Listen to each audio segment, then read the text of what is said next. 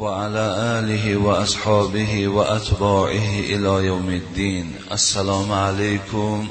حضور محترم، برادران خیلی عزیز و خیلی گرامی، همه شما را به این روز سعید و این روز خوشبختی از بندگان خدا، این روز با سعادت تبریک و تهنیت میگویم و از خداوند مهربان خواهان میشوم که الله ذوالجلال آن مقصود و آن مرادهایی که ما بندگان او در دل داریم، اگر نیک باشند، اگر خوب باشند، اگر به نفع دین و به نفع جامعه باشند، خداوندا حاصل بگردانی و قدمهای هر یکی این بندگان تو که برای ادای فرض الهی گذاشتند، خداوندا با فضل و کرمت قدمها در حسنات و خداوند فرزندها را توفیق و هدایت، گذشتگان این جمعیت ما را خدایا رحمت و مغفرت بگردانی. آمین یا رب العالمین.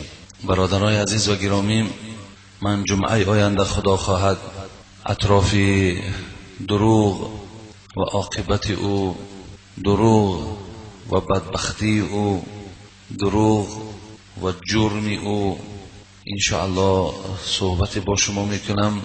الحال که باشد من یک چند سوال هایی که در پیش دارم برای شما مختصرا جواب گرداندن میگیرم تا غنجایش وقت خدا خواهد برنامه جمعه آینده ما برای هر کدام شما معلوم باشد، اگر خدا برای ما وقت و مهلت دهد. جاء رجل الى رسول الله صلی الله علیه و سلم فقال یا رسول الله شهدت ان لا اله الا الله و انك رسول الله.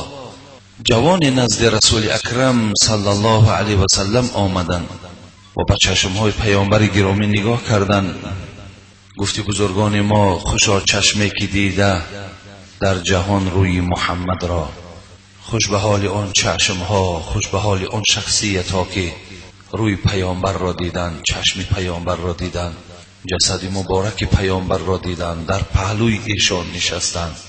چه انسان های با سعادتی بودند، با پیامبر ایمان آوردند، از زبان شکرین او آن چیزی را که می گفت حضرت ها گوش می کردند. به چشم پیامبر نگاه کرد و گفت شاهدی می دهم این که نیست معبود مگر الله یک و یگانه. شما میدونید برادران عزیز که دوره رسول اکرم صلی الله علیه و سلم مشرکان عرب حیات داشتند که در جای پروردگار، در جای الله ذوالجلال بت‌ها را خدا میگفتند، از سنگ‌ها مدد طلب میکردند، از درخت‌ها مدد طلب میکردند، از انسان‌ها مدد طلب میکردند. خداهای اونها خیلی زیاد بود، گوییم 360 بوتی که در داخل کعبه بود، هر کدام او برای اونها هر شرافتی داشت. پس این جوان مثل جوانهای امروزه ما که خدای مهربان صفی آن جوانهایی که موحد هستند، صفی آن جوانهایی که الله ذوالجلال را شناختند، پیامبر را بر حق بودنش را قبول دارند، خوش به حالشان خداوند ساعت به ساعت صفی ایشان را زاید بگردانی. شهدت ان لا اله الا الله و انک رسول الله. پیامبر گرامی گفت من شخصیت خودم را برای تو معرفی کنم، من خودم را به تو شناس کنم. من گفتن جوانی هستم که گواهی میدهم که الله جل جلاله یک و یگانه هست، ذاتی هست که بی نیاز است، ذاتی هست که فرزند و زن و خویش و قومیت ندارد، پیدایش او از خود ذات اوست، نیست معبود بجز او ذات. و همچنان ای محبوب دلها، ای پیامبر گرامی، گواهی میدهم این که تو رسول خدا هستی، تو فرستاده پروردگار هستی، در اینم شاهدی میدهم. و صلیت الخمس، در برابر این که من شاهدی میدهم الله یک و یگانه است، محمد فرستاده خدا، پیامبری خدا، برگزیده خداست، بنده خداست. در برابر این پیامبر گرامی 5 وقت نمازم را میخوانم، 5 وقت نمازم را میخوانم. هیچ کاری دنیای سد راهی عبادت من نمی شود. مثل امروزه بعضی از بنده های خدایی که برای اندک دریاب کردن مال از دنیا یا برای خاطر کسی یا برای تنبلی و غفلت در نماز بی‌پروا هستند. این جوان گفتن من از جمله اونها نیستم. پیامبر وقتی نماز آمد من بی‌طاقت میشوم، نمازم را حتمی رفته با جماعت میخوانم. گواهی میدیم الله یک و یگانه است، تو پیامبری او هستی. 5 وقت نمازم را در وقتش میخوانم و صمت الخمس میخوانم و صلیت الخمس، 5 وقت نماز ما میخوانم و ادیت الزکات. پیامبر گرامی بازم این مالدار هستم، دلم به مالم نمیسوزد، شیطان مرا هیچ وقت وسواس کردن نمیتواند، از مال خودم با زکات جدا میکنم. امروز بنده های خدا مالدار شدند ولی ترسانچک شدند. امروز بنده های خدا صاحب 50,000 و 10,000 و 100,000 دلار شدند، ولی افسوس که خداوند، یا افسوس که گویم این جوان مردای ما غیرت ادا کردن زکات مال را ندارند. بازم این زکات مالم را ادا میکنم. و صمت رمضان، هر سال که ماه رمضان بیاید روزه ماه مبارک را میدارم. چه شاهدی عجیب دادن در پیش پیامبر. همه اصحاب نشسته، خدا یک و یگانه. پیامبر تو فرستاده خدا، 5 وقت نمازم را میخوانم، زکاتم را میتیم، از ماه مبارک رمضان روزه میدارم.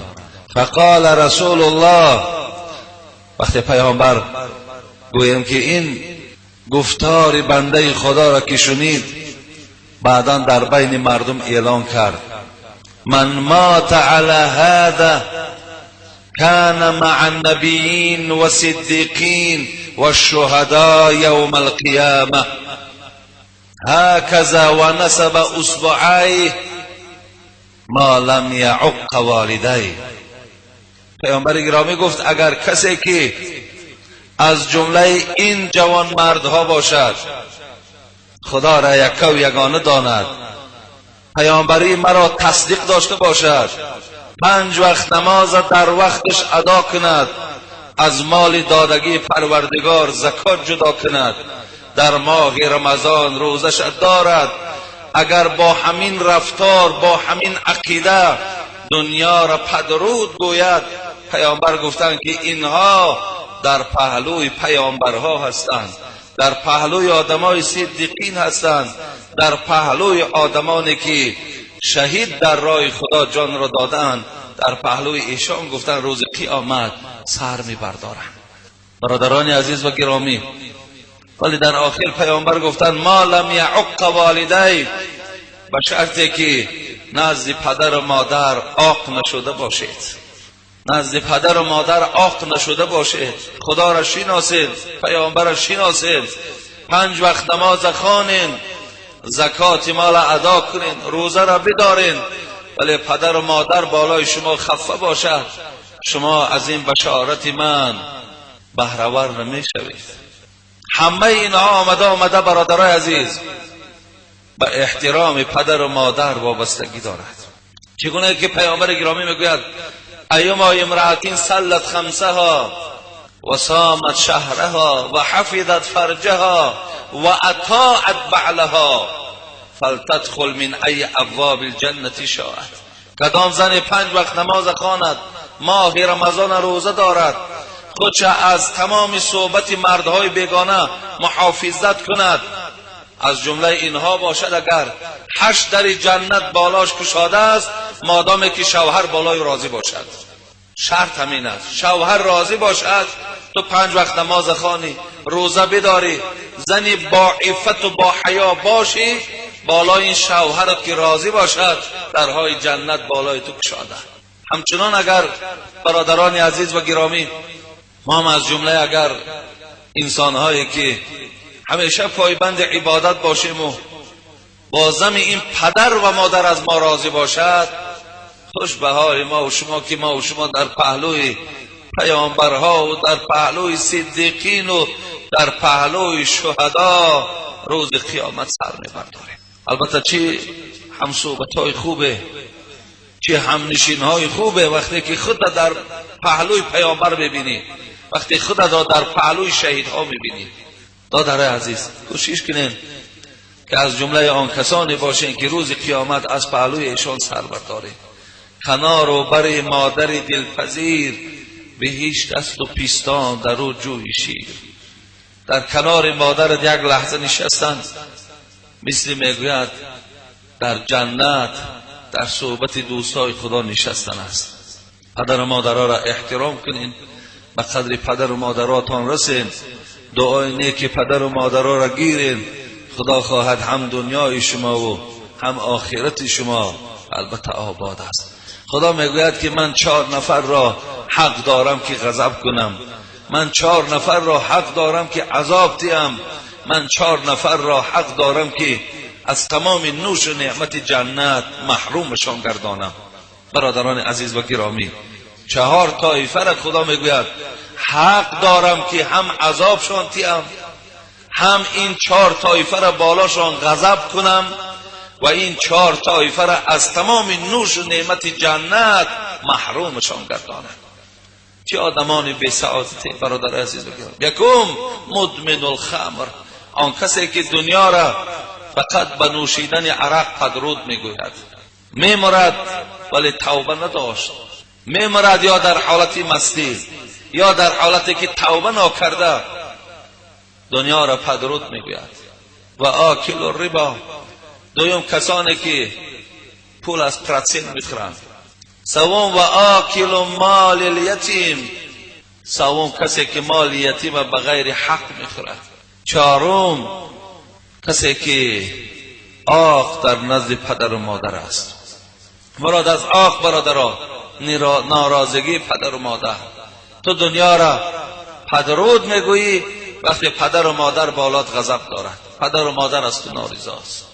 خدای مهربان برای ما هم توفیق دهد که و هدایت نصیب بگرداند تا که در این حیات با دعای نیک پدر و مادر سرسبز شویم، به وایه رسیم و دنیا را چنان پدرود گوییم که پدر و مادر ما بالای ما خشم و غضب نداشته باشند، بلکه از ما فرزندا پدر و مادرمان راضی باشند. آمین یا رب العالمین. خب برادران عزیز و گرامی، من مکتوبه ها را درو میخونم. السلام علیکم داملای شیرین بیان بابای حاجی مرزا. من یک نفر خواهر اسلامی شما از ناحیه واسع، مادر 7 فرزند. شکر خدا که ما نماز جمعه را ادا می نماییم. خدا به درگاهش قبول کند. اگر امکانیت داشته باشید یک جای برای زنهای نمازخوان جدا کنید. خدا شما را مادرای عزیز بازم عفت و بازم خداشناسی و خداپرستیتان بازم افزون دهد و بازم بیشتر گرداند. زیرا مادرای عزیز جامعه ما، عائله های ما، مردهای ما همیشه وابستگی از شما دارند. آبادی همیشه وابستگی از شما دارند. تا چنده که شما اگر در وجودتان خداشناسی و خداپرستی و اگر حکومت ایمانی تا چند در دلهای شما جای گرفت، همون قدر خاندان شما با برکات است، همون قدر فرزندان شما فرزندای صالح و سالم است، همون قدر شوهرهای شما شوهرهای با اقبال و خوشبخت است. انشاءالله نقش اساسی در جامعه و در حیات مادرای عزیز خداوند در دست شما دادگی است. اگر شما صالح شوید جامعه و اولاد اجداد شما صالح می شوند. اگر شما خدای نخواسته و بیراه و پلید شوید خاندان و جامعه همه پلید می شود. این خاطر مادرای عزیز از شما بسیار بسیار وابستگی کلان دارد. ببینین خدا رحمت کند شیخ سعدی را، بزرگای ما و شما مادرها را دوست می داشتند. نسبت مادرها چه سخنهای زیبا هم گفتند. هر کی را خانه آباد و همخوابه دوست، خدا را به رحمت نظر سوی اوست. اگر همخوابه های شما خوب باشند، اگر همخوابه های شما صالحه باشند، اگر همخوابه های شما خداشناس و خداپرست باشند، شیخ سعدی میگوید خدا را به رحمت نظر سوی اوست. نظر رحمت خدا بروی اون مرد است، نظر رحمت خدا بروی او زن است، نظر رحمت خدا با او پارچه اکی زمینی که ما حیات در او میبریم، اونجا نظر رحمت خداست. همه اقبال، همه خوشبختی ها مادرای عزیز فقط به شما وابستگی دارند. شما زنای صالحه شوید، شما زنای خوب شوید. خدا خواهد انشاءالله برای شما باز پروردگارتان در دنیا و در قیامت ناز و نعمت بیشتر میگرداند. خواهر ما بسیار خواهشش همین است که ما برای اونها پارچه زمین جدا کنیم و در اونجا نماز جماعت ادا کنند، نماز جمعه ادا کنند. خواهرای عزیز و مادرای عزیز، البته این امکانیت در ما الحال وجود ندارد، به خاطر که فرمانی که از مرکز اسلامی آمده بود که همگان از این آگاه است که رفتن زنها را به نماز جمعه من گفتگی هستند. از این خاطر ما هم که گوییم که یکی از امام خطیبه هایی که در این مسجد به حیث امام کار میکنیم، اگرچنده که من دوستدارم خواهرای عزیز، من دوستدار هستم، من پشتیبان هستم که همیشه در بین شما گفت و گذار از نام خدا و از نام رسول شود. انشاءالله این برای شما خوشبختی و برای شما نیکی میارد، ولی دعا این چنان عبادت هست خواهرای عزیز که همه وقت انسان کامیاب میگرداند. برای همین شما همیشه دعا کنید که خدای مهربان همون ساعت و همون وقتی را بیارد که شما هم در نمازهای جمعه برای شما جا هم معیا شود، برای شما رخصت هم پیدا شود، برای شما همه امکانیت هم داده شود. ما که دائم دعا میکنیم خواهرای عزیز، ولی شما هم همیشه دعا کنید خدا خواهد این خیر هم دنیا و هم آخرت همه ما و شما هست. خب دوم، اگر رسم باشد به شستن از سر ساقط می شود یا به سوزانیدن. اصلا خود رسم دادرای عزیز چگونه که ما قبلا هم بیان میکردیم، خب اسراف نباشد، ضرورت باشد باکی ندارد، ولی اگر اسراف باشد البته به البته در اسراف همه ما و شما میدونیم که وقتی انسان یک تنگه خود اگر در راه نادرست صرف کند، در هر یک تنگه خودش پیشگاه خدا در جواب میگوید. در هر کاری نادرستی که اگر انسان خراجات مالی کند، لیکن مادامی که شما اگر همون صورتهایی را که قبلا گرفتین ولی الحال آگاه شدین که همین صورتهای زیاد گرفتن هم معنی نداشته است، هیچ گوییم که خوبی نداشته است، شما میتونین اونها را در یک لطه پیچانین و در یک کنج خانه پرتوین ایستد. مثال از اوی که شسته و یا که سوزانده پرتافتن جمع کرده در یک گوشه پرتوین ایستد. خب همون پشیمانی که شما دارین، همون ناریزاگی که در دل شما نسبت همون پیدا شده است، خدای مهربان از گناه شما الکی در گذشتگی هست، الکی توبه شما را خدای مهربان به خاطر این نافهمیتان قبول کردگی هست.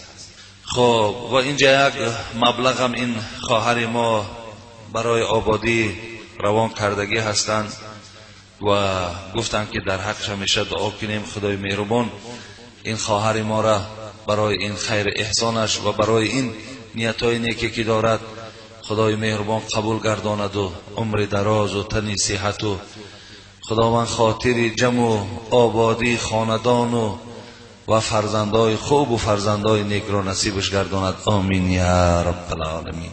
السلام علیکم داملای محترم حاجی مرزا، من یک مخلص دائمی شما هستم. من با کسلی عصب پریپاتکا گرفتار هستم. بازم این بعد جراحی گرفتن از سرم نابینا گشتم. من یک بار در مسجد شما در نماز جمعه اشتراک نمودم، از سبب بد بودن سلامتیم خب خود را نه آنقدر خوب حس نمودم. سوال من با شما چنین است که با من اشتراک نمودن در نماز جماعت و جمعه خوانی درست است یا نه؟ سوال دیگری من با شما چنین است که با سبب بیماری های در بالا ذکر شده پیشابرو شدم، در همین حالت نماز گذاشتن جایز است یا نه؟ خب سوم سوال، نماز اشراق را در کدام وقت میخوانند و چگونه میخوانند؟ التماس ساده کرده فهمونید. از شما جواب صحیح را انتظار هستم. با احترام، مخلصی دائمی شما. خب این خلاص، اولا خدای مهربان شما را بی درد و بی غم کند. خدا همه مشکلات های دردی را از وجود شما دور بگرداند و همه آن بیماری هایی که در این مسجد حضور دارند و در این جمهوری حضور دارند و هر بیماری که از جمله مسلمین هست، خدای مهربان خواه در خانهشان هستند خواه در بیمارخانه هستند، خدای همگانشان را شفای کامل نصیب بگردان. و بعداً برادر عزیز و گرامی، برای شما آمدن در نماز جماعت و جمعه شرط نیست. شما وقتی نابینا هستین یا وقتی که پیشابی خودتان شما داشته نمیتونین و یا اینکه کسلی همون عصبی که پریپاتکایی که شما میگوین خداوند که نصیبتان کرده است، از گردن شما اشتراک کردن نماز جمعه و نماز جماعت ساقط است. ولی اگر شما در دل هوس دارین که نه من رفته جمعه میخوانم جماعت میخوانم، برابر همین آدمای سالم شما ثواب میگیرید. اگر بیاینم گناهکار نمیشوین، ولی اگر نیامدین هم شما مورد عتاب خداوند قرار نمیگیرین. مثل آدمانی که امروز تندرست و صحتن و جمعه نمیآیند جماعت نمیآیند گناهکار هستند، شما از جمله اینها به حساب نمیروین. خب سوال دیگری که گفتن پیشابرو، اگر حالت پیشابروی تان مقصد دائم سلسل بول باشینم، نماز از گردن تان ساقط نیست. نماز حتمی باید که شما خوانید. خب پریپات که باشی، خواه گویم که آدمی عصب درد میکنه، خواه پای درد، هر دردی که باشی عقلت باشد، تو در گردنت نماز البته به البته فرض است. برای همین نماز شما در حالتایی که پیشابرو باشین، هر یک نماز طهارتی نو میکنین، شما نمازاتون خواندن میگیرین. خدا خواهد نماز شما را خداوند قبول میکنه. و دیگر مسئله نماز اشراق کدام وقت خوانده میشود و چند رکعت است؟ من یک حدیث از مسلم برای شما میخوانم برادر عزیز که راوی این مادرمان عایشه است. پیامبر گرامی خبر دادند که کان رسول الله صلی الله علیه و سلم یصلی اربعا الضحى و یزید ما شاء الله. حضرت عایشه مادرمان میگوید که همین نماز اشراق، مراد از نماز اشراق نماز ضحی است. اشراق اگرچند این هم کلمه عربی است به معنای روشن کردن یا طلوع آفتاب، اشراق میگویند. همین آفتاب که برآمد از خانه خودش، همین را میگن اشراق. و این نماز ضحی هست. این نماز ضحی 2 رکعت هم آمده از حدیث ها، 4 رکعت هم آمده است. و حتی ام هانی میگوید وقتی که سال فتح مکه بود، پیامبر وقتی که غسل میگرفت، وقتی غسلش تمام کرد، پیامبر بعد غسلش تمام کردن نماز اشراق 8 رکعت خوندند. ولی ببین 2 رکعت هم آمده است، 4 رکعت هم آمده است، 8 رکعت هم آمده است، 12 رکعت هم آمده است. برای شما اگر 4 رکعت هم که خوانین بعد طلوع آفتاب و یزید ما شاء الله، حتی گفت حضرت عایشه که پیامبر زیاد هم میکرد از 4 رکعت آن مقداری را که میخواسته، ولی به نهایت پاداشش برادر عزیز و ثوابش خیلی زیاده هست. حتی یک حج مفتم گفتن، یک عمره مفتم گفتن که اگر انسانی که نماز اشراق یعنی بعد آفتاب برآمدن 4 رکعت نماز نافله، این از جمله نافلات است، 4 رکعت نماز ضحی نیت میکنین، هر سوره را که میخوانین هر 4ش بازم سوره باشد، هر 4ش دزم سوره کنین خوانین، خدا خواهد شما را پروردگار ثواب به شما را میتید. خب السلام علیکم دامنای محترم، آیا آب نکاح را قند انداخته شیرین میکنند؟ از نگاه اسلام چیزی دارد یا ندارد؟ بله، در نکاح ها وقتی که شما حمد الحمدلله که در نکاح ها اشتراک کردگین، آب میمانند، یک چینی در آب میمانند، باز یگان نان میمانند، یگان متریالی میمانند. خیلی اینا عرفند دادر عزیز. اینا از نگاه اسلام گویم ضرورت دارن؟ نه، اینا عرف شدگی هستند. ولی قند انداختنش این بسیار عقیده غلطه. بسیار در عقیده ما خلل کلان وارد میکند. ما به خاطر قند میپرتاییم که یعنی زندگیشان شیرین شود. ولی برادر عزیز این معنی را ندارد. زندگی شیرین وابسته به مرد و زن احترام یکدیگر کنیم، به قدر یکدیگر رسیم، در راه خدا ثابت قدم باشید، از خداوند زندگی خوب طلب کنیم. پروردگار برای شما چی است؟ زندگی خوب میدهد. ولی شما اگر یک قند میپرتین، 10 قند که پرتوین، آداب و اخلاقتان که نادرست باشد، شما روز خوش نمیبینید. شما همیشه زندگی تلخ در روبرو میشه. یک مثال همو گورکه و روسا هم هست. یک گورکه میکنن که ارد میخیزن، بعد دهن به دهن میمونن و بعد گورکه میگن گویا که شیرین شد زندگیشون. این هم یک مثل همونه. برای همین اینا معنی ندارد. تا امروز قند نبوده که نو قند پیدا شد. سالهای پیشتر نکاح میکردیم قند نمیداختن. بازیران قند پرتافتیستن، دیدیستن که طلاق زیاد شده، فکر میکنن که قند البته کار حل میکنن.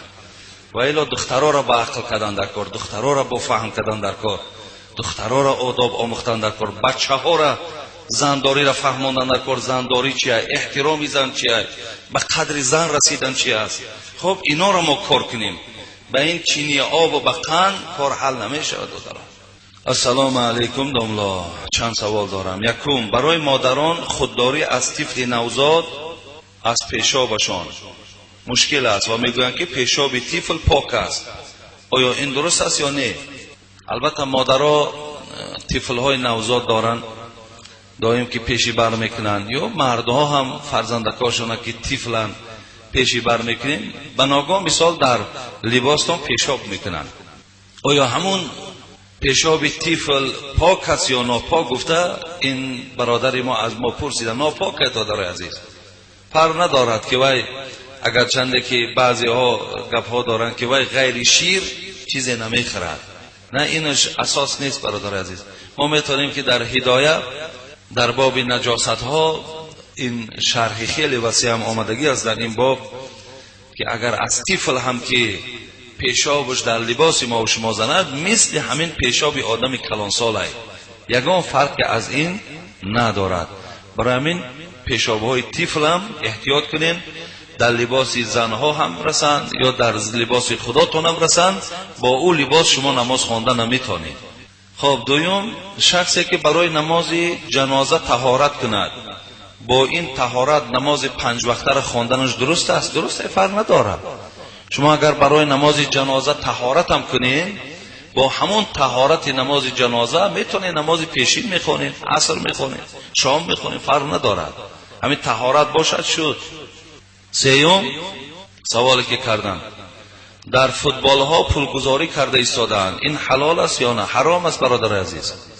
ولی امروز چند برادران مرا سوال دادند که دو کمند با مثال یکیش در برد یکیش مثال سوم میگذارد، مثال 100 سوم. اگر مثال فلان کمند را اگر برد، خب من 100 سوم میگذارم. اونش میگه که من در اینش فلان قسم میگذارم. همون استفکه که میگن میگذارن. قمار حرامه برادر عزیز. تماما این کار هیچ وقت شما روا نبینید. حتی اگر با تشکیلی هم بگن که اگر نمیم روز فلان کمانده بازی داره با فلان کمانده، اگر شما شرط کنید که من میگم فلانش میبرد، شما گویید که نه فلانش میبرد، گویم اگر مثال نبرید من یا تشکیلی میکنم، الان تشکیلی هم حرامه، همونش هم نادرسته برادر عزیز. برای این مسئله قمار قطعی نزدیک نشوید.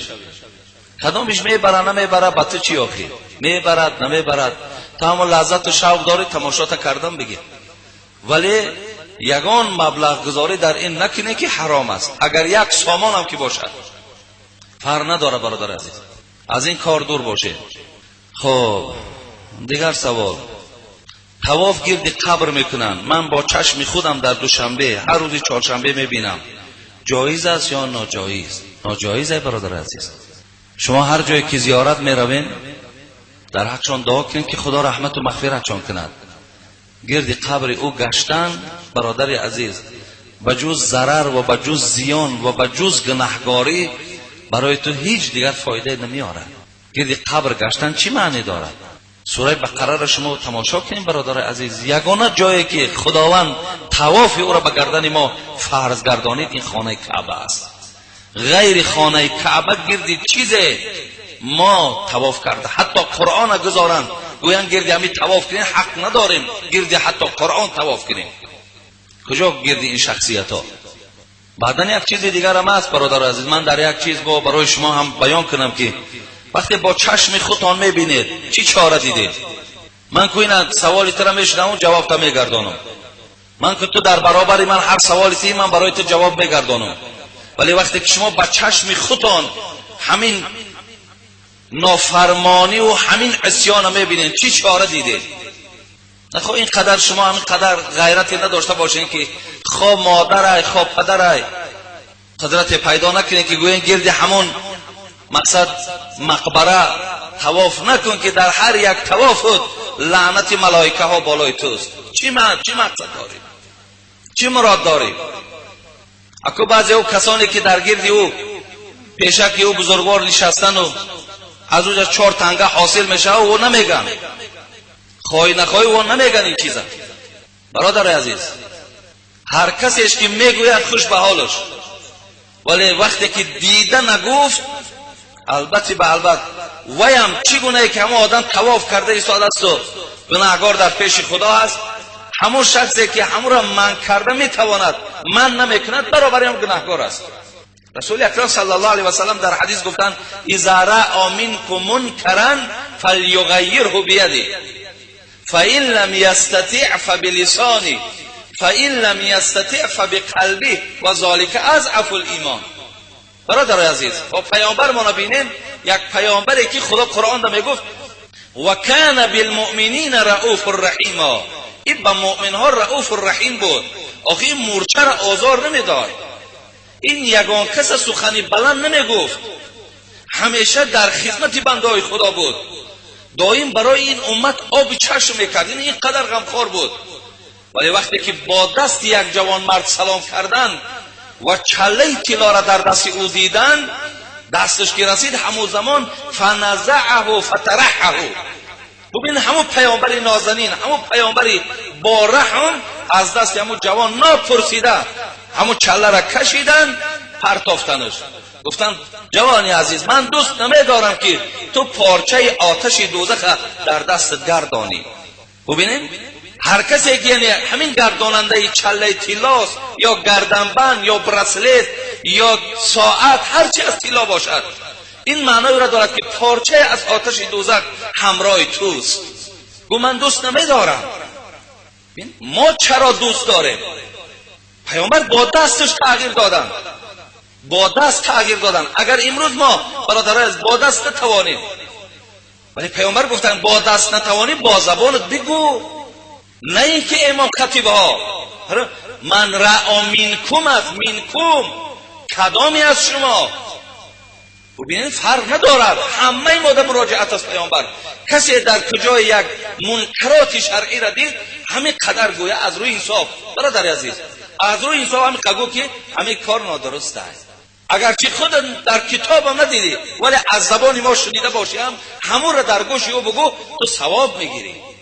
پیامبر گفت وقتی که به دست نتوانستی با زبانت نگفتی با دلت همتا نگاه کردی و با دلت بدش دیدی، این نشانه اون است که تا حال ایمان تو ضعیف است، ایمان تو تا حال مکمل نشده است. ما باید بگیم آخر برای چی پیامبر گرامی میگه قل الحق و ان کان مرا، حق بگو اگرچه حق تلخ است. ولی من همین هم میگویم بسیاری از برادرای ما که در همون گردای مقبرن از من ناراضی میشوند. شما فکر میکنید که همونا اکو خرسندن؟ همونا ما را بد میبینن. من جاهایی رفتم که در گرد مقبره خانه‌های بودن که ما را تکلیف کردن که من در تویشان اشتراک کنم، همو پیشوا نماندن، حاجی را نیار گفتن اینجا. برای چی؟ برای اون که ما میگفتیم که شما اگر خیر احسان کننده هستین پر آدم بیچاره و ناتوان و دستنگر برین اونا را تیر. این بزرگوارای ما از پشت شکم بزرگوار نشیدن. این گپ کی را میفارن؟ یک آدمی که کرموشکش همون جای او را میفارد که من این خیلگویم و دیگران مثال پیش او نروه، او را میفارد؟ نمیفارش. ولی من چی مجبور کرد؟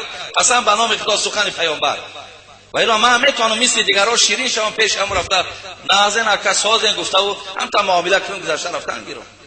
برای شما هم که دیدین باید گوییم برادر عزیز، هر کاری را میبینید نادرست گویید، نترسید، ثواب میگیرید. با چشم خودت میبینید.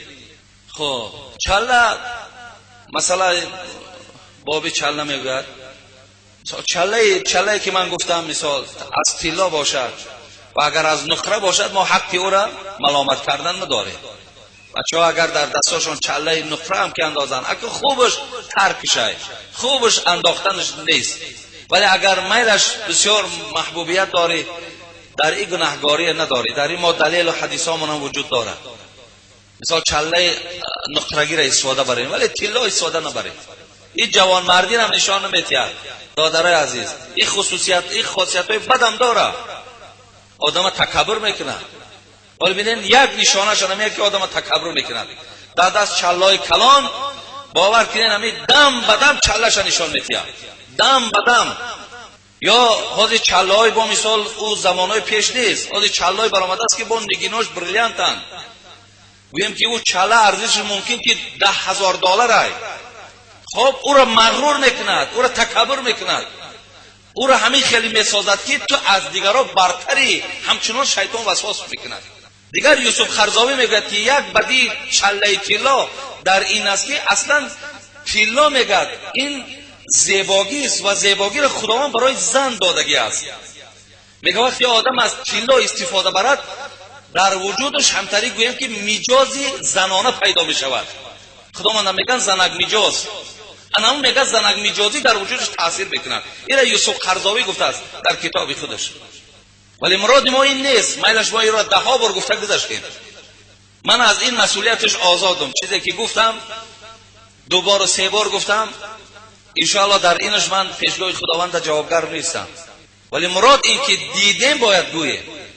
که طرز گفتنم باید شما درست گوییم که تا که همون گپ شما تاثیر بخشه. من در نابرژنی چلنی همون اوفده با یک آدم روبرو شدم. همون آدم بودن، همون به خودش گویم شرایط و امکانات همه داشت. وقتی چلهش دیدیم چله کلان همین خدر گفتیم برادر عزیز فهمانیدیم. اول خوب ملایم کردیم، طرز فهماندن گفت اون قدر کردیم که یعنی همون آدم دیگر ذره در دلش نسبت ما یکم بدبینی نبود. وقتی همین گفتیم همون برابر بود نادرسته هم تک گرفت و به من حوالش کرد. خیالش که من برای خودم میگم. ما گرفتیم دادیم، من گفتم من برای خودم در کار نیست برادر عزیز. ما این است که دیدگی کاری نادرست من باید که گویم. چیزی را میبینم در پیش چشم نادرست است، وظیفه‌م همینم که گویم برادر عزیز. شما از من ملال نشوین. این خیلی ما میگفتیم. برای همین برادرایی که در همون گرد همون مقبره ها نشستین، خدا عمرتان تیاد، خداوند توفیق تان تیاد. ولی هر منکراتی را که دیدین شما گوین که این کارش نادرست است، این کارش نه. ولی در بسیاری از مزارها خوب است همین نویساندن که بوسه کردن سنگ ها ناجایز است. همون کاغذا در نویساندن بوسه کردن همین سنگ ها نادرست است، بوسه کردن قبر نادرست است، طواف در گرد قبر نادرست است. خیلی انصاف کردن. خدا عزت چون تیاد. این شریعت است. این شریعت باید همه پشتیبانی کنن. ولی در بعضی جایها مقصد اینه چی پوشیده نگاه می‌دارن نمیگوین. حالا خیلی گناهی وزنی نه. 4م سوال، دیگر در نزد پای بزرگوار سجده میکنند و در جانب راستش می ایستند و سوره فاتحه را میخوانند. اینم نادرسته برادر از ما حق سجده کردن نداریم. بجز نزد خداوند در کسی سجده جایز نیست. سرخسی خدا رحمتشون کنه در کتاب مبسوط خود میگه که کسی که اگر سجده میکند بر وجه تعظیم، اگر سجده کند هر یک مرده را که در نزد پای او است در نزد سر او است، حضرت گفتن که این کفر است. وقتی آدم سجده میکند، سجده فقط خدا را جایز است برادر عزیز. دیگر در کسی ما حق سجده کردن نداریم. بابای حاجی یک سوال، ما یک گروه جوانان از شهر روسیه میبخشید بگوید که در دیگ گوشت خوب پخته باشند، در آن دیگ اگر خوراک پزی بخوری جایز است یا نه. در حق همه ما مسافران دعا کنید. خدا همه این برادرای ما را که در راههای دور هستند، خدا سفرهای با فیض و با برکات و سفرهای بخیر و با خداوند صحت و سلامت به خاندان، به نزد پدر و مادر و زن و فرزند برسانی. آمین یا رب العالمین. در دیگه که اگر گویم که گوشت خوب پخته می شود، در اون دیگ در برابر برداشتن خوراک بعد او انداختن روغن حرام است. ما او دیگ 3 بار میشویم، تازه میکنیم تا آخران قطره آبش میچکد. ولی امروز 1000 نمود خاکه و داروا برآمده است. شما میتونید که با همون خاکه ها و داروایی که هست با همون تازه کنین دیگه ها را. بعد از آن شما میتونید که از خوراک حلال خودتان استفاده برید. بسیاری دادرای ما زنگ میزنن که در روسیه بچه ها میگن هیچی غم نداره، غریبی های گوشت خوب خورده ایستادن. دادرای عزیز، از همه شما من خواهش میکنم خدا نگهتان دارد. گوشت خوب در همه حالت حرامه، در همه ادیان هم حرام بود، در همه دین ها از ابتدا تا انتها حرام بود. و گوشت خوب هیچ وقت نزدیک نشوید. حتی حالت جایز است گوشت خوب که بغیر گوشت خوب دیگر چیزی یافت نمی شود. همین حالت مباح می گردد و خوف هلاکت است. اگر همون را نخورد هلاک می شود. همین صورت میگن مباح می گردد تا آن زمانی که قوت پیدا کند که به یک آبادی را بیاید یا عبادت چه انجام دهد. ولی امروز خدا را شکر در همون دولت‌های روسیه هم ببینید 10 دکان جای حلال فروشی است. در هر یک پهلوی که گوشت گاو خوب فروخته می شود، در برش مردم آذربایجان و مردم تاجیکستان و مردم تتر و هر یک مردم ملت مسلمان، حتی زدگی همون گویم که خطهای در بالاشان که اینجا گوشت حلال فروخته می شود، رستوران‌های حلال، آشخانه‌های حلال. برادر عزیز، رو به سوی حلال بیارید. از آنچه که مثال هست امکانیت پیدا کردن گوشت حلال، شما هیچ وقت دنبال آن گوشت‌های حرام پرس و پاس نکنید، زیرا گناهکار میشوید. السلام علیکم بابای حاجی میرزا، من یک مخلص شما از شهر نارک آمدم. در ناحیه کلاب از طرف کارخانه آبی بر قراغون یاردم فرستادن. بابای حاجی اگر کمک لازم شود من در خدمت. من با ماشین دولتی به ناحیه کلاب یاردم فرستادن از طرف کارخانه نارکساز. من راننده افتکران هستم. نام من عبدالظاهر هست. خب 100 سامانی یاردم از طرف من. بابای حاجی در حق ما دعا کنید، در امان خدا باشه. خدا شما را خیر احساناتون قبول و خدای مهربان این خیر احسانهایی که برای ضرر دیدگان این مردم کلاب آوردین خدا قبول بفرماید و همه مشکلات های این جامعه ما را خدای مهربان با فضل کرمت برداشته بگردانی. آمین یا رب العالمین. السلام علیکم دوستان محترم، من یکی از مخلصان شما امام خطیب مسجد یکی از دههای درواز شیخ الدین می باشم. قرآن و دیگر کتاب‌های دینی را تنها از کتاب‌های با خط کریلیکی نوشته شده آموختم. 6 سال می شود که من امام خطیب مسجد ده می باشم. بعضاً بعضی از نمازگزاران و من خطاگی می گیرند. چندین بار به همه نمازگزاران مراجعت کردم که بجای من یگان شخص دیگر را تعیین نماید، ولی وظیفه امام خطیبی را یگان شخص دیگر به عهده نمی گیرد. من هم مسجد را به نماز گذاشتن نمی توانم. از شما با احترامانه خواهش می نمایم که با این مسئله یگان مصلحت دهید.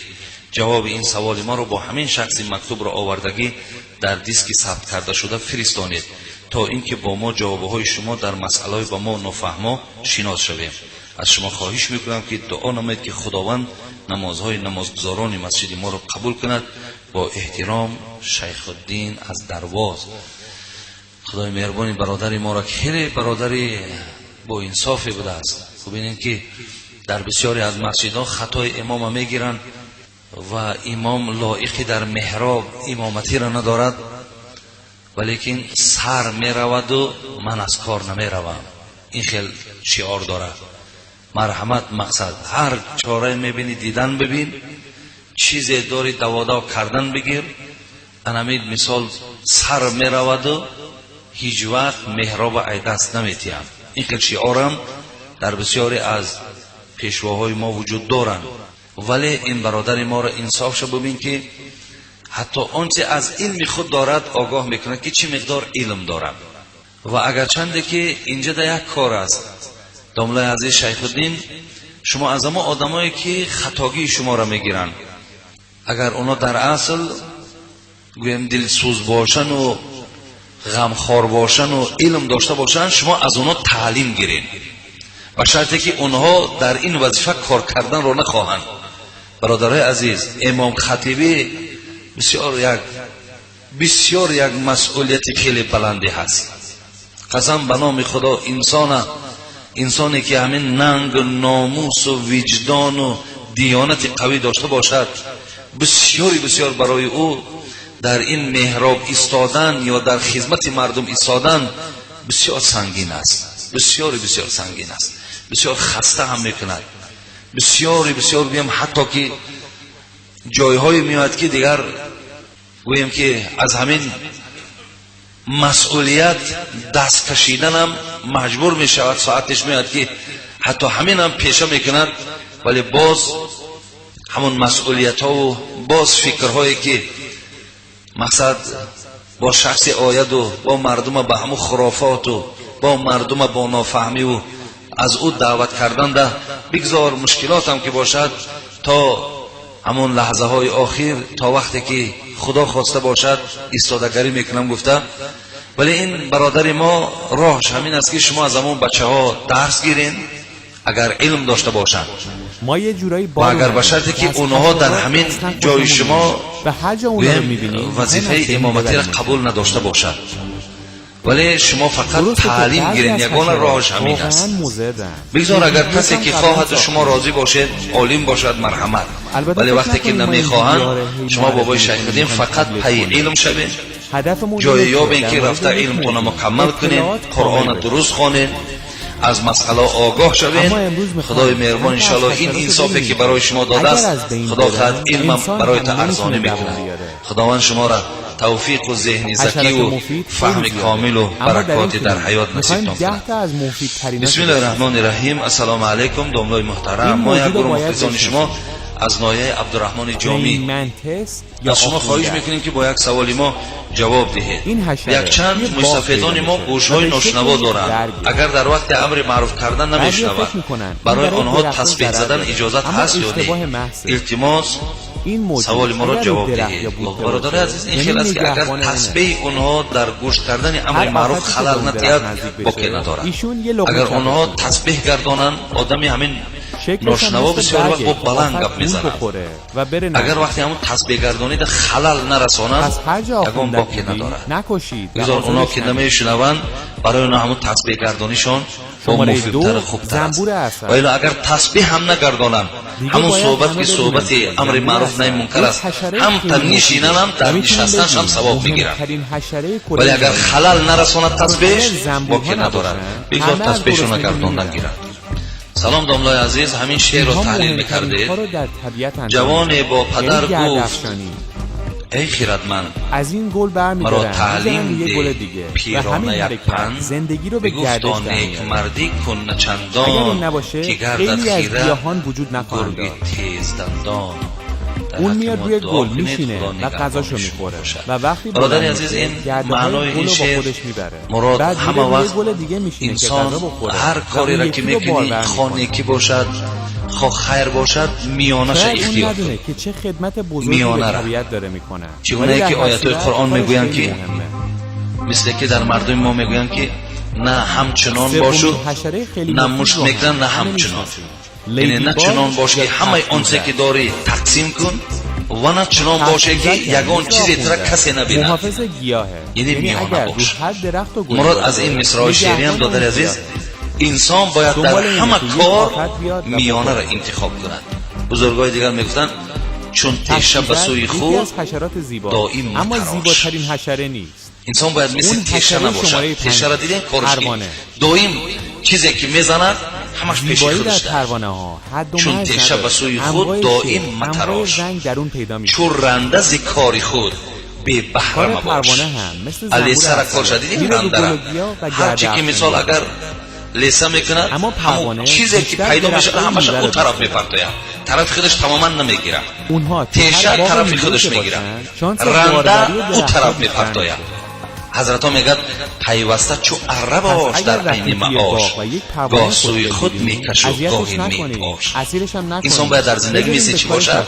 اره باشد، هم او طرف هم این طرف. همین راه را اگر انسان اختیار کند هیچ وقت گویم که در زندگی سختی بالای اون نه مثل تیشه میشیم نه مثل رنده. ما همیشه در حیات باید مثل اره باشه. سلام اکای حاجی مرزا، من ساکن دهه چیل دخترکان. روز دوشنبه از کوچه گلجهان در راه پیاده‌گر 11 سامان یافتم. از شما خواهش دارم که اعلام کنید شاید صاحبش پیدا شود و با او برگردانید. رحمت برای زحمتتان و به نهایت سخنانی نیکتان. خدا شما را عمر دراز و تنصیحت دهد. برادر عزیز که این خیلی است که 11 سامان، مثال شما از چیل دخترکان گفته نام تونام ننویساده، شما کیه؟ چیل دخترکان یک دهی خیلی کلان، اگه برای 11 سامان این آدم با چیل دخترکان نمیره و با 50-60 میلیارد صرف کنه و بعد 11 سامان دستی تلف بگیره. این خوبش همه که شما مثال همون اعلان میکردین نام تام کی بود، خیلی میل شد تلفن تا میدادی. مثال برای آدمی که 11 سامان حاجت باشید مثلا شما سراغ میکرد خب پیداش میکرد. برای همین شما یک کار کنید، شما همون 11 سامان اگر خودتون مستحق باشید در جان خودتون صرف کنید، یا اینکه اگر مستحق نباشید با کسی گروه شما صدقه کنید. اگر مبادای همین صاحبش با تو کی روبرو شد و گفت همون 11 سامان از من بود، بعد تو در همون 11 سامان ضامنی، یعنی پول شبه در همون حالت گردانده در دستش میتی. حاضرده که شما اعلام کردین، پس چی؟ پس شما انشاءالله در پیشگاه خدا جوابگر نیستید و قاعده هم همینه. برادر عزیز السلام علیکم بابای حاجی، زنی که 3 طلاق شدگی باشد درست است که با او را بگیری یا که نیکا کرده؟ ببخشید که این سوال را من به شما دادم. البته زنی 3 طلاقه را دیگر نیکا کرده گرفتن برای شوهرش اجازت نیست. برادر عزیز من در باب طلاق چیزی از فتوا دادن نمیتونم، ولی زنی که 3 طلاق شد شما دیگر گشته و گرفته نمیتوانید. خب شما رو به مرکزهای اسلامی در مراجعت کنید، یعنی برای شما در باب 3 طلاق چی میگویند. 3 طلاق وقتی با یک لفظ برآمد که مثال طرف یا مایلت داشته که 3 طلاق کردم، الکی 3 طلاق میشود نزد 4 مذهب. برادر نه مذهب امام ابو حنیفه، مذهب امام شافعی، مذهب امام مالک، مذهب امام احمد حنبل 3 طلاق است. شما دیگر گشته زن گرفتن نمیتونید، گشته گرفتن نمیتونید، ولی یک طلاق یا 2 طلاق اگر وقتی 1 طلاق میکنید بعد از آن غضبناک میشوید 3 طلاق میکنید، الان 1 طلاق میشود. شما این صورت نمیتوانید که او را نکاح کرده باز گیرید، ولی بعد 3 طلاق دادن نمیتوانید. بسیار بسیار بدبختی است که امروز جوانای ما همین درو از 3 طلاق آغاز میکنند. شما وقتی بسیار ناراحت شوید جواب بدید خانه شو، باید در خانه شو پرتید، یا بسیار غضبناک شدی بگو که 1 طلاق کردم. بسیار اگر برای تو لازم باشد طلاق کردن نمی 1 طلاق کن، زیرا این غضب دادر عزیز نمی 1 ساعت پس 1 روز پس میگذرد باز تو میلی به هم زن میکنی. 99% شایمان میشوید. 99% همونایش که زنک در حالت حرامی قپیدن یا از او را بدتر در مثال زنا را روبرو شدگیان، هموناش دیگر نمیبخشن. هموناش مثال طلاق کردن دیگر گفته خود جان که من از شکلشم بیزارم از کارشم بیزارم دیگر من با اون نمیخوام، طبعی من دیگر با اون نمیکشم. ولی 99% شما برادرای عزیز بعد 3 طلاق پشیمان بشوین، بعد دیگر پشیمانی برای شما فایده نمیکند. بعد شما بعد آلوده کردن او با کسی دیگر بعد با میگیریدش. برای خوبش همینه که 1 طلاق کن اگر چقدر ضرور باشی، حالا که طلاق نکن دادری عزیز، طلاق نکن، طلاق حاجت نیست، طلاق حل کار نیست. بسیار خسته و مانده شدی از خانه ببرو، برو از خانه برو. یکیشون یک میره لحظه تا نیست روز تو بگو نیاره. اون یکی هم تونه نکنین طلاق دادر عزیز، این به خدا قسم خدمتی در دین نیست، ضرری در دینه. جوان عزیز فقط ضرر میارید، فقط بدبختی میارید. خیلی زیاده. ابغض الحلال الی الله الطلاق. بزرگ مثل فیلم ببینید بدترین حلال ها به سوی خدا طلاق جنگل و کثیف، بدترین حلال. بعد از این متن نکنین طلاق هیچ وقت. ها بسیج میشن. اگر شما اخلاص و محبت به سوی ما داشته باشید، ما را حرمت کنید. حالا که آنچه که من برای شما میگم قال الله میگم، قال رسول الله میگم، از عقل خود مال عقل گرایی نکردم. برای شما توصیه میکنم دادر عزیز، زناتون دوست داره، زناتون حرمت کنید، به قدر زناتون رسید. آخه زنا را امروز ببینید با شلم میزنن، با قنچین میزنن، با آهن میزنن، با چی چیزای زنها را امروز مورد زدن قرار دادن. برادر این ظلم، قسم به نام خدا ظلمه. شما کمتر انصاف دارید یا ندارید؟ حتی اگر شما را دلالت کند، پدر و مادر دلالتت کند، بچه هم مثال زن تا بزن، ولی بسیار پدر و مادری که مثال دیلش تر میشه وقتی که کلی میزده میشه، دیلش تر میشه. بعضیاش با چی میگم، بچه هم اگر بخوای که دعای من مادر کی را بگیری، الان روی مردنی میزنی، من دعات میتم. با نام خدا اینم خیلی گفتن جوان میگن نمی بچه میگن نمی دعات میتم، وقتی نمی زنه که میزنی من دعای مادرم میگیری. همه خیلی دلالت ها رو شما تماما قبول ندار. بگو مایلش برای خاطرش، بگو مایلش، بگو نصیب باشه، بگو همین شو با درجه زدنش میکنه که چقدر میخواد مایلش، بگو هم مادر تخرسن که دیگر چیزش نکن.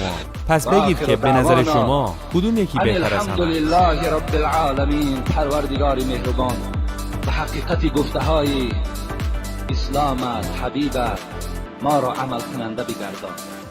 و خدای مهربان در دل این قوم جمع ما، در دل این مردم ما، سپاس محبت نماز با جماعت سپاس از را، شما محبت همشهری، مسجد را، سپاس از شما هموطن، و سپاس از شما همزبان، و سپاس از شمایی که زبون منو در دل ما میفهمید. اینقدر توفیق رفیق بگردان شماها که به ما انگیزه دادید بیقرار که شویم بتونیم خودمون رو در مسجد بهتر و آمدن بهتر نماز کنیم. با جماعت خوانیم. آنتن و آن اجرها و آنتن ثوابهایی علمی که در به این زبان نماز با فارسی و جماعت انگلیسی، خدایا چیزومیز و برای این پلسته، محبان اختراع و نماز با ابتکار جماعت در زبان نصیب فارسی و بگردان. انگلیسی، و خدای عاقبت ما را فارس به خیر جیتی و بگردان. کارفنتی، مملکت اخبار ما و را گزارش پروردگار خودروهای آرام دنیا بگردان. به زبان همه فارسی و اختلافها انگلیسی، را از بین این و در نهایت مردم تاپ 10 جمهوری فارسی ما که برداشته بهترین بگردان. دانستنی ها، و ملک ما اخبار را جالب و پروردگار تاپ 10 را ها توسط کوروش آرام منتشر بگردان میشه. و با شکوه بگردان و اقتصادش را در بین همه دولت‌های همسایه بلندتر بگردان.